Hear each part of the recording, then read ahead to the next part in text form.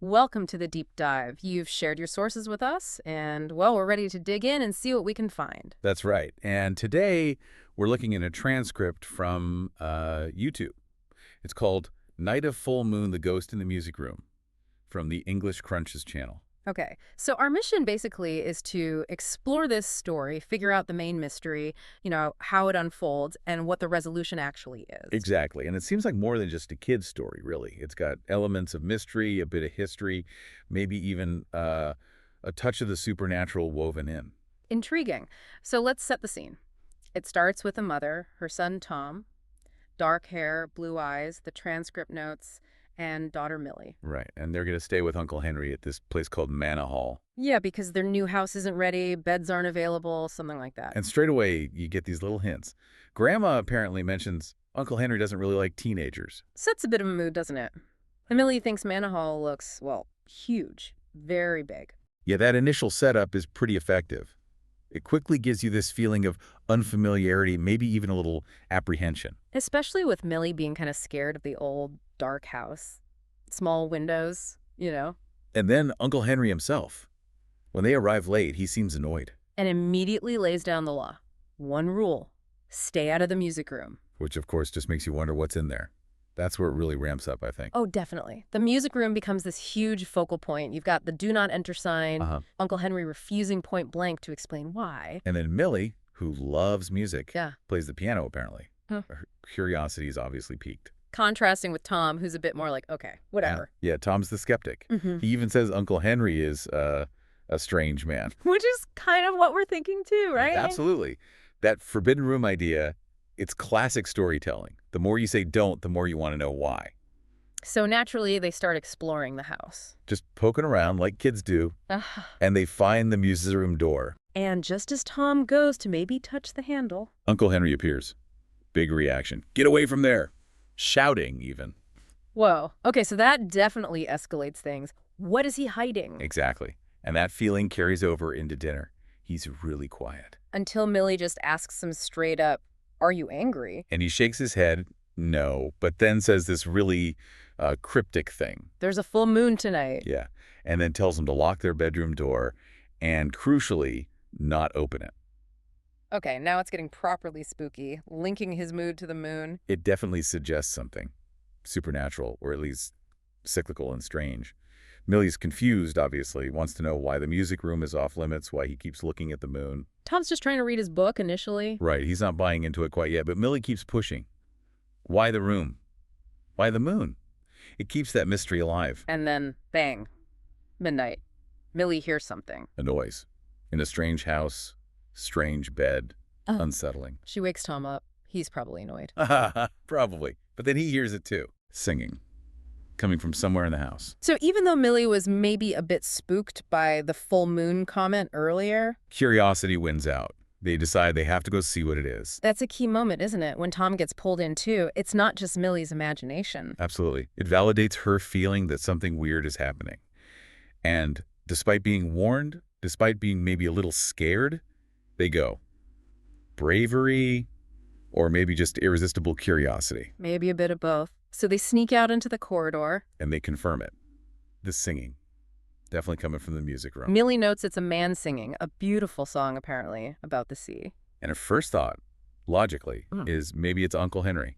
Makes sense. He's the only other adult there. It's a neat little bit of misdirection, setting you up for a simple answer before things get really weird. And Tom, being Tom, just decides to open the door.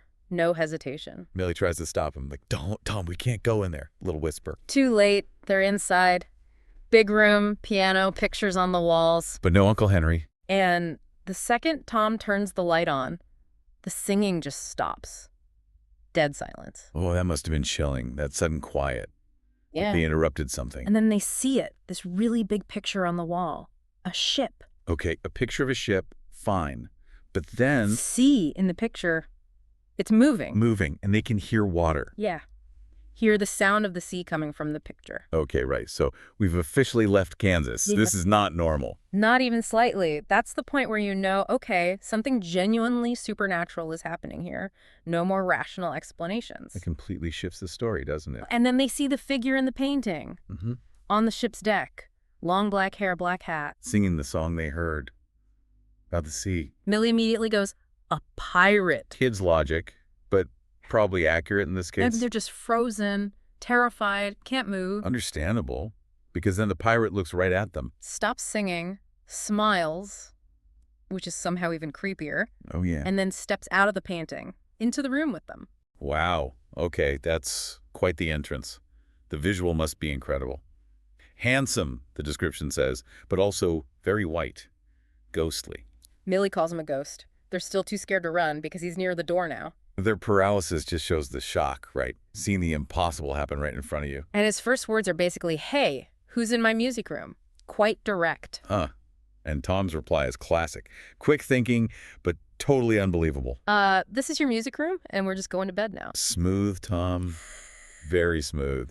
You can almost admire the attempt to normalize the situation. But the pirate, Billy Bones he calls himself, isn't buying it. He tells him his story. Takes him way back. Says the year 1793, William Bones, Billy, pirate, sailed the seven seas, ship called the Pearl, treasure, the whole deal. And it mentions meeting an old woman. Ah, the old woman. This is key, isn't it? She painted the picture. And put some magic into it, a prophecy. Right. Before Billy died, the picture had to be in a house near the sea. And then after his death, on nights with a full moon. His ghost could sail the ship in the painting, just for that one night. But the crucial bit, the condition, the picture must be near the sea. That's the catch. It sets up the whole problem later on. Classic magic rules, there's always a condition. So Billy explains he died in 1850, in a house by the sea, just like the prophecy said. And it worked. For a while anyway. On full moon nights, his ghost got to sail his ship. Happy days. But then, disaster. In 1910, someone moved the picture, to Manor Hall. which is nowhere near the sea. Ah. So that's why he can't sail anymore. Exactly. That's why he's stuck just singing sad songs about the sea, and why he ended up scaring people, leading to the picture being locked up. It makes him sympathetic, though, doesn't it? Not just a scary ghost, but someone trapped, unfulfilled. Explains the sadness, the singing. Yeah, it adds a layer of tragedy to it all. And just as they're taking this all in, The door creaks open again. and it's Uncle Henry. He sees Billy Bones, sees the kids, and just goes white. His reaction says it all. He knew. He was scared. All he says is, oh dear, now you know about the mystery. Like, the secret's out. Almost relieved, maybe. Yeah. In a terrified sort of way. So then Uncle Henry spills his side, bought the house in 76. From an old guy who told him about the picture, the ghost. And Henry, being scared of ghosts himself, just locked the room and tried to ignore it. But he heard the singing. Every full moon. For years. You, the pirate, was unhappy, wanted to be near the sea. But his own fears stopped him from doing anything. Which is understandable, I suppose.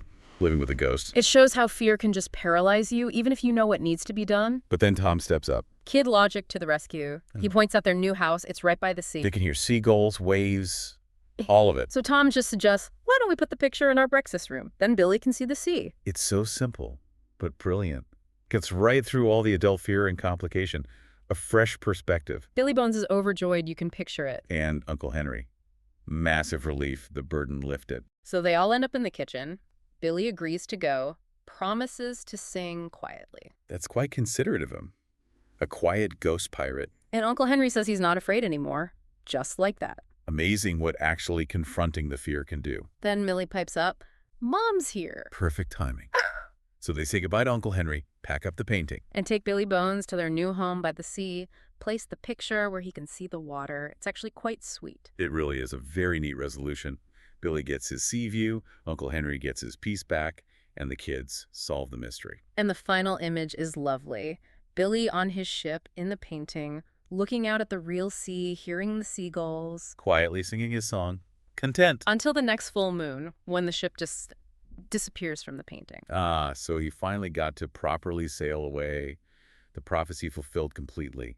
A really satisfying end. So when you boil it down, this story aimed at language learners, it actually covers quite a ground, doesn't it? Oh, absolutely. You've got the ghost encounter, the mystery of the room, this whole backstory for Billy Bones.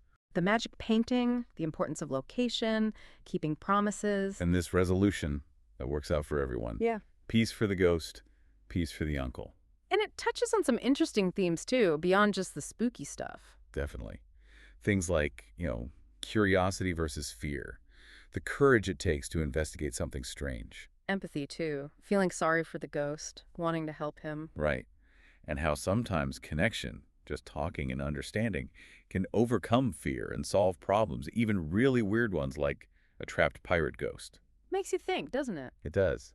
It makes you wonder about the stories hidden in ordinary things around us. That's a great thought to leave our listeners with. What hidden stories might be lurking in everyday objects or places in your life? And what could you discover if you were just a bit more open to the unexpected? Maybe look a little closer. Yeah. Maybe there are mysteries waiting, big or small, with their own surprising, maybe even heartwarming resolutions out there. Requires a bit of courage, perhaps. A bit of courage and maybe a dash of empathy, just like Tom and Millie.